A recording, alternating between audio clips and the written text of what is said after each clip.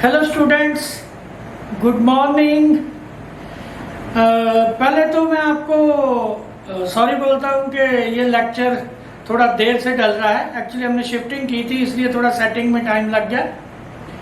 And a good news for you also, I have also joined an academy. तो वहाँ मेरी live classes होंगी 31 से।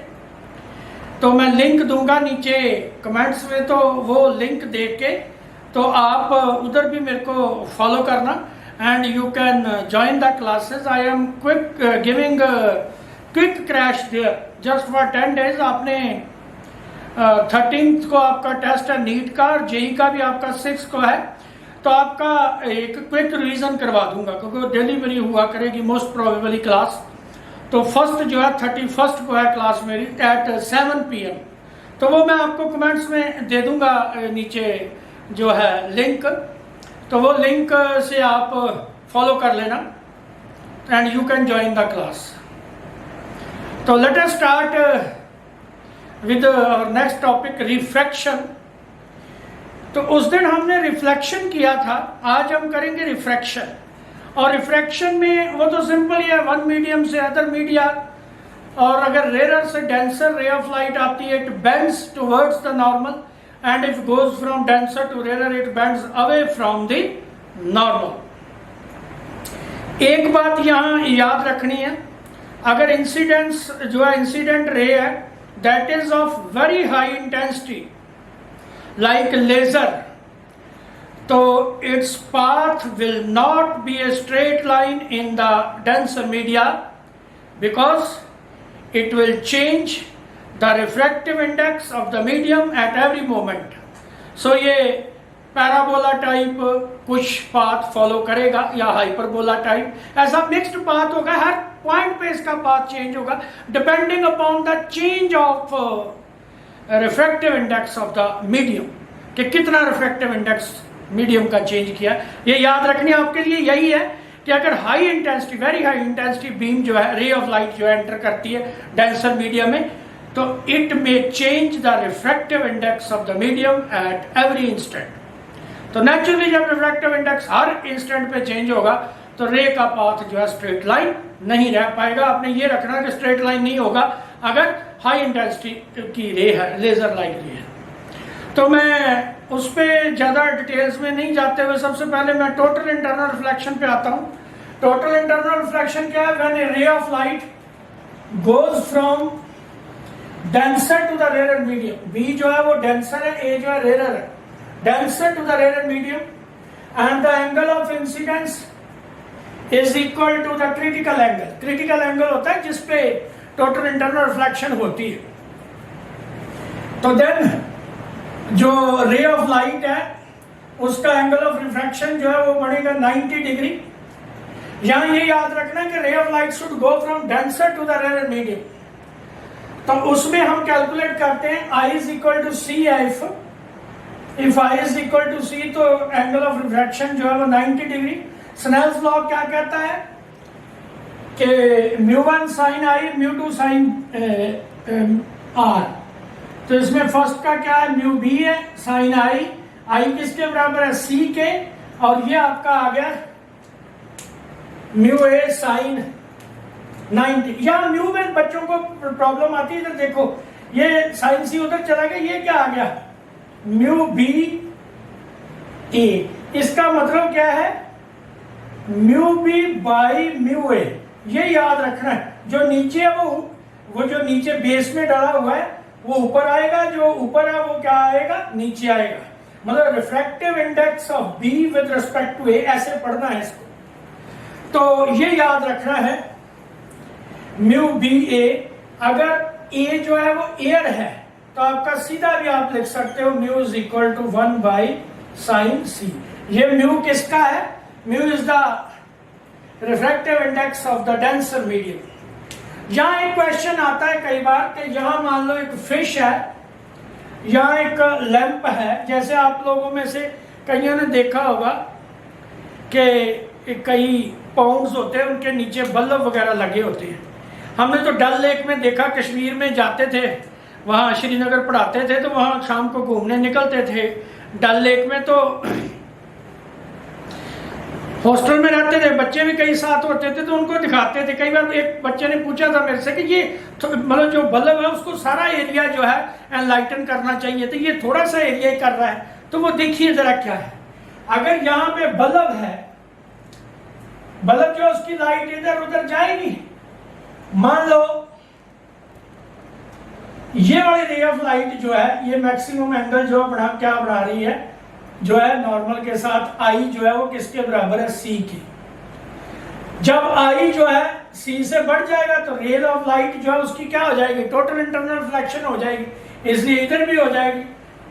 अगर आपका एंगल ऑफ इंसिडेंस जो है क्रिटिकल एंगल से ज्यादा है।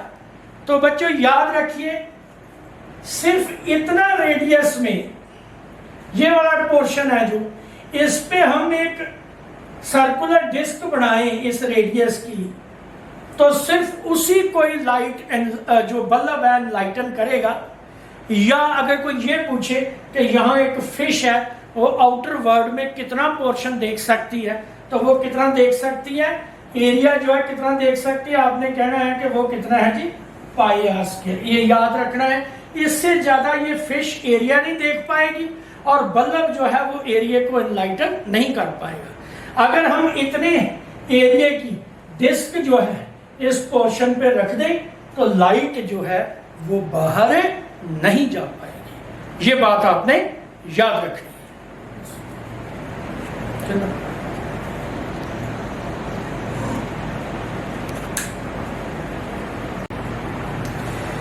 अब हम करेंगे refraction at spherical surfaces. Refraction at spherical surfaces में क्या है, आपने याद रखना है, रेयर मीडियम का रिफ्रैक्टिव इंडेक्स μ1 लेना है, डेंसर का μ2। जब रेयर टू डेंसर है, इसमें ऑब्जेक्ट का एंगल अल्फा, ये बीटा, ये गामा, इसका हमें नीट में तो ज्यादा मुझे पूछेगा नहीं, ये फार्मूला ध्यान रखना है। जब रेयर टू डेंसर है तो μ2 by v minus μ1 by u is equal to μ2 minus μ1 by r, where r is the radius of curvature of the curved surface। ये याद रखना है फार्मूला। दूसरा डेंसर टू रेयर है, ये रेयर टू डेंसर जो है किसी भी के भी लिए, कन्वेक्स सरफेस के लिए या कनकेव के लिए, किसी के लिए, दोनों के लिए भी यही फार्मूला रहेगा।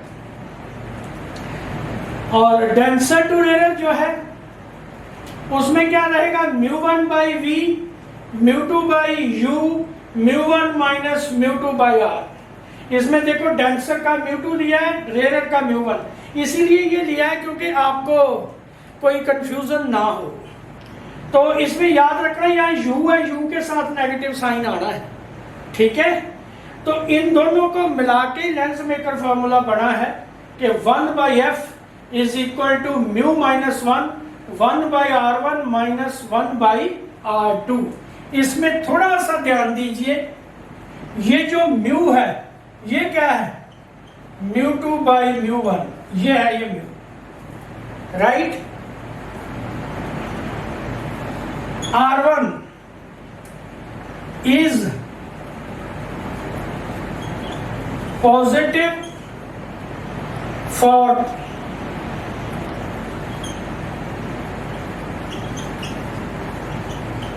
Lens, R2 is negative for convex lens, ये याद रखना है। And vice versa, and vice versa. Concave के लिए क्या हो जाएगा, for concave lens R1 negative, R2 positive. ये याद रखना है, इस पे क्वेश्चन करते हैं, फिर क्वेश्चन करने से आपको क्लियर हो जाएगा। यहां एक चीज याद रखिएगा, मैं आपको बताने लगा हूं, अगर कन्वेक्स लेंस की बात लेते हैं, ये याद रखिएगा, कन्वेक्स लेंस को अगर किसी ऐसे मीडियम में डालते हैं जिसका रिफ्रैक्टिव इंडेक्स जो है ग्लास से कम है, तो कन्वेक्स लेंस जो है उसकी फोकल लेंथ जो है वो बढ़ जाएगी, बट उसकी नेचर में कोई चेंज नहीं आएगी। कन्वेक्स है तो जैसे कन्वेक्स लेंस मैंने एग्जांपल लिया, कन्वेक्स है तो कन्वेक्स रहेगा, कनकेव है तो कनकेव रहेगा। मान लो अगर अपने कन्वेक्स लेंस को हम वाटर में डालते हैं तो यहाँ याद रखिएगा, सीधा याद रखिए, अगर कहीं क्वेश्चन आ जाए तो सीधा आपके दिमाग में रहे कि अगर कन्वेक्स लेंस को वाटर में डालते हैं तो उसकी फोकल लेंथ जो है वो 4 टाइम्स बढ़ जाती है और उसकी नेचर जो है वो सेम रहती है। दूसरा पॉइंट, अगर कन्वेक्स लेंस को किसी ऐसे मीडियम में डालते हैं जिसका रिफ्रैक्टिव इंडेक्स जो है 1.5 है, ग्लास जितना ही है, it will behave as a plane glass. मतलब कन्वेक्स लेंस से वो क्या बन जाएगा, प्लेन ग्लास बन जाएगा, ना तो वो डाइवर्ज करेगा ना ही वो कन्वर्ज करेगा। तीसरा है, अगर हम कन्वेक्स लेंस को CS2 में डालते हैं, CS2 का अगर रिफ्रैक्टिव इंडेक्स 1.67 दिया हो तो कैलकुलेटेड वैल्यू क्या आएगी, आपकी फोकल लेंथ जो है वो 8 टाइम्स बढ़ जाएगी और लेंस की नेचर भी चेंज हो जाएगी। लेंस क्या बन जाएगा, कनकेव बन जाएगा। इसका मतलब क्या हुआ कि अगर मीडियम जो है उसका रिफ्रैक्टिव इंडेक्स ग्लास से कम है तो लेंस की नेचर चेंज नहीं होगी, सिर्फ फोकल लेंथ में चेंज आएगी। अगर ग्लास का और मीडियम का रिफ्रैक्टिव इंडेक्स सेम है तो फिर जो लेंस है that will behave as a plane glass और फोकल लेंथ जो है वो कितनी हो जाएगी, इनफाइनाइट हो जाएगी। और तीसरा केस, अगर रिफ्रैक्टिव इंडेक्स जो है ग्लास से ज़्यादा है तो लेंस जो है कन्वेक्स का कनकेव बन जाएगा, कनकेव का कन्वेक्स बन जाएगा और फोकल लेंथ जो है वो भी चेंज हो जाएगी।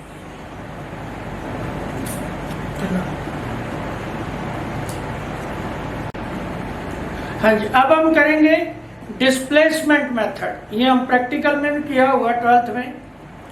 इसमें ये बताया गया है कि अगर ऑब्जेक्ट, ये ऑब्जेक्ट है AB जो है, इसमें और इमेज में जो डिस्टेंस है that is less than 4f, ये याद रखिएगा। ऑब्जेक्ट और इमेज में अगर जो डिस्टेंस है that is less than 4f, then the image is imaginary. Real image के लिए मिनिमम डिस्टेंस जो है ऑब्जेक्ट एंड इमेज में दैट शुड बी 4f। मान लो ये सिंगल लेंस की बात करें, इसमें रखा हुआ है इसको, इसमें और इसमें इसका जो इमेज बन रहा है ये I1 बन रहा है, इसमें और ऑब्जेक्ट में 4f का डिफरेंस होना चाहिए मिनिमम रियल इमेज के लिए। अब जो नेक्स्ट केस है जो हम एक्सपेरिमेंट में पढ़ते हैं, अगर ऑब्जेक्ट और इमेज जो है उनमें जो स्क्रीन है जहाँ पे आपने इमेज आपका बढ़ना है उसका डिस्टेंस 4f से ज़्यादा है, अगर ऑब्जेक्ट और स्क्रीन का जो डिस्टेंस है वो 4f से ज़्यादा, f is the focal length of the lens, then there will be 2 positions of the lens for which a real image is formed on the screen. L1 position के लिए ये पूरा बनेगा, ये I1 जो है साइज ऑफ इमेज है। L2 के लिए I2 जो है ये क्या है, साइज ऑफ इमेज। मतलब 2 पोजीशन होंगी लेंस की। ये मेथड क्यों यूज किया जाता है, फोकल लेंथ निकालने के लिए उसकी लेंस की। ये जो 2 लेंसेज की पोजीशन का डिस्टेंस है वो x है, पहले लेंस से स्क्रीन का डिस्टेंस जो v है ये u है। तो फोकल लेंथ का फार्मूला ये याद रखना, कई बार सीधा आ जाता है, d² - x²/4d। और अगर आपको कभी क्वेश्चन आए कि किस डिस्प्लेसमेंट मेथड में इमेजेस का साइज ये है I1 and I2, what will be the size of the object? So this relation you have to use कि O is equal to I1 I2 under the root. I1 and I2 are the sizes of 2 images formed by 2 different positions of lens for which a real image is formed on the screen. हाँ जी, अब बेटा कई बार question आता है कि lens है उसकी एक साइड पॉलिश कर दी जाती है तो उससे क्या हो जाता है कि वो फिर मिरर का भी काम करता है। तो मैंने लिखा है combination of lens and mirror. ठीक है, इसमें मैंने एक ही लिया है, पहले तो अपना प्लानो कन्वेक्स लिया है, प्लेन साइड पॉलिश्ड, फिर प्लानो कन्वेक्स लिया है, कन्वेक्स सरफेस जो है वो पॉलिश्ड है। इसमें यह बात रखना है प्लानो कन्वेक्स या प्लानो कनकेव हो, रिलेशन सेम रहेगा। अपनी प्लेन साइड जो है पॉलिश्ड है तो कन्वेक्स कनकेव दोनों के लिए रिलेशन सेम। कन्वेक्स ये साइड कर्व्ड साइड पॉलिश्ड है तो कन्वेक्स कनकेव दोनों के लिए रिलेशन सेम रहेगा। ठीक है, पहले समझ लीजिए इसकी फोकल लेंथ पूछी जाती है जी कि इसकी कॉम्बिनेशन की फोकल लेंथ कितनी होगी। ध्यान से देखिए, अगर आपकी रे ऑफ लाइट जो है वो जानी है तो क्या होगा, जैसे मान लो इसका ही लो, ये रे ऑफ लाइट जाएगी, ये ऑब्जेक्ट है, ये इमेज ऐसे। अब देखिए यहां एक रिफ्रैक्शन हुई है, एक रिफ्रैक्शन यहां हुई है, मतलब ये लेंस वाला काम किया है, और यहां क्या हुई है, रिफ्लेक्शन। मिरर वाले पोर्शन ने क्या किया, रिफ्लेक्शन की है, और ये जो लेंस वाला पोर्शन था इसने क्या किया, रिफ्रैक्शन। मतलब दो बार रिफ्रैक्शन हुई है और एक बार क्या हुई है, रिफ्लेक्शन। इसमें भी सेम होगा, एक बार रे एंटर करेगी, एक बार बाहर आएगी, दो बार रिफ्रैक्शन, एक बार रिफ्लेक्शन। तो focal length of equivalent mirror, जो नेट मिरर बनेगा उसकी कितनी आ गई, हम तो नेचुरली ऐड ही करते हैं, 1/f is equal to 1/f1 plus 1/f2 ऐसे करके करते हैं। 1/f कितना आ गया, 1/fl, मतलब लेंस की फोकल लेंथ प्लस रिफ्लेक्शन हुई है 1/fm, फिर रिफ्रैक्शन हुई है 1/fl, मतलब जो फोकल लेंथ आ जानी है आपकी कितनी, 2/fl, इसका और इसका प्लस 1/fm, ये है नेट फोकल लेंथ। अब इसको निकालते हैं हम, पहले इसके लिए कि अगर प्लेन सरफेस जो है वो पॉलिश्ड है, मतलब जो मिरर है वो कौन सा बना, प्लेन ग्लास बन गया। प्लेन ग्लास की फोकल लेंथ कितनी होती है, इंफिनिटी, और लेंस जो है कर्व्ड लेंस है, कर्व्ड सरफेस अभी हम पढ़ के आए हैं, उसमें हमने पढ़ा था कि 1/f is equal to mu minus 1/r1 minus 1/r2। इसमें r2 तो है ही नहीं है, तो r1 को हमने क्या लिया, r, तो म्यू माइनस 1/r आ गया, राइट। तो इस फार्मूले से हमने फोकल लेंथ निकाल ली, कितनी आ गई, 2/fl प्लस 1/fm। तो fm कितनी है, मिरर जो है क्या है, प्लेन ग्लास है, तो उसकी तो इंफिनिटी है, तो 1/f कितना आ गया, 2/fl।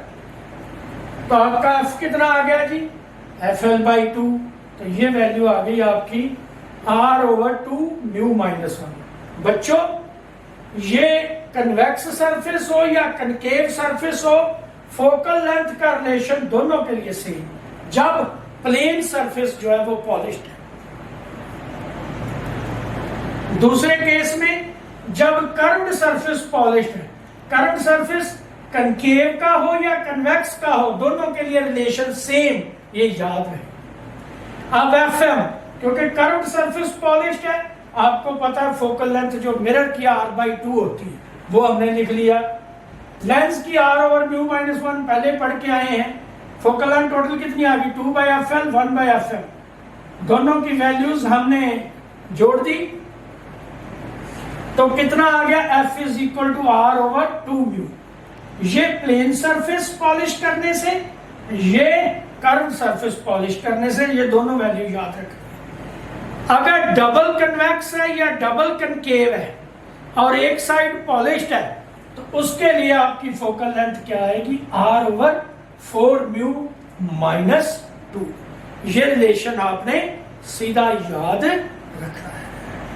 Thank you for this lecture, and please note I am now have started my lectures on Unacademy.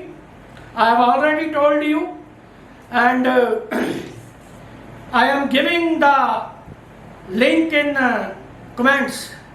Please follow me on Unacademy, and this may be beneficial for you people. Thank you.